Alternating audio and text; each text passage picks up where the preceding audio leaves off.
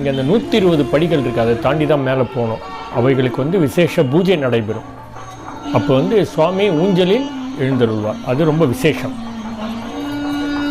இங்கே மூலஸ்தானத்தில் வந்து சுவாமிநாதர் கையில் தண்டம் வைத்து பால வடிவில் காட்சி தருகிறார். இவரது பீடத்திலும் சன்னதி எதிரிலும் யானை வாகனம் இருக்கிறது.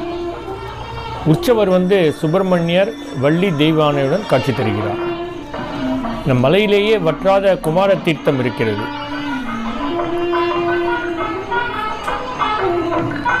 இங்கே வந்து முக்கியமான நாள்கள் கிருத்திகை, திருக்கிருத்திகை, தைப்பூசம், பங்குனி உத்திரம் ஆகிய நாட்களில் வந்து கிரிவலம் வருகிறார்கள். இதுதான் படி ஏறி போகிற மாதிரி 120 படிகள் இருக்குது. இது வந்து திருமண புத்திர தோஷம் நீங்க இத்தலம் முருகனிடம் வேண்டிக் கொள்கிறார்கள். இங்குள்ள முருகன் வந்து வடக்கு